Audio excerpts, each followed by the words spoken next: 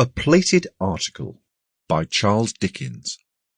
Narrated by Gary Appleton. Putting up for the night in one of the chiefest towns of Staffordshire, I find it to be by no means a lively town. In fact, it is as dull and dead a town as anyone could desire not to see. It seems as if its whole population might be imprisoned in its railway station. The refreshment room at that station is a vortex of dissipation compared with the extinct town inn, the Dodo, in the dull High Street. Why High Street? Why not rather Low Street, Flat Street, Low-Spirited Street, Used-Up Street?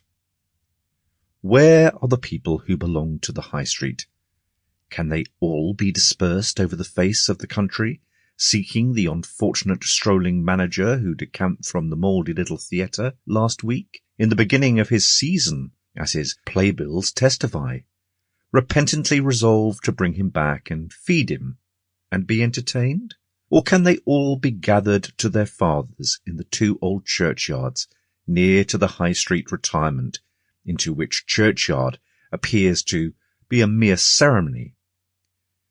There is so very little life outside their confines, and such small discernible difference between being buried alive in the town and buried dead in the town tombs.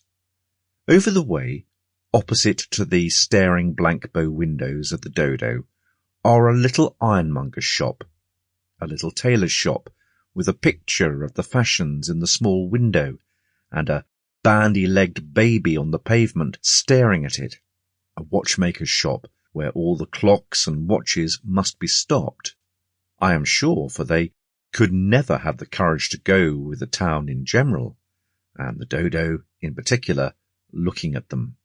Shade of Mrs. Linwood, erst of Leicester Square, London, thou art welcome here, and thy retreat is fitly chosen. I myself was one of the last visitors to that awful storehouse of the life's work, where an anchorite old man and woman took my shilling with a solemn wonder, and conducting me to a gloomy sepulchre of needlework dropping to pieces with dust and age, and shrouded in twilight at high noon, left me there, chilled, frightened, and alone.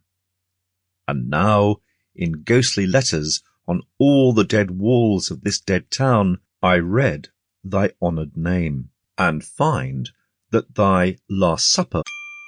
Sample complete. Ready to continue?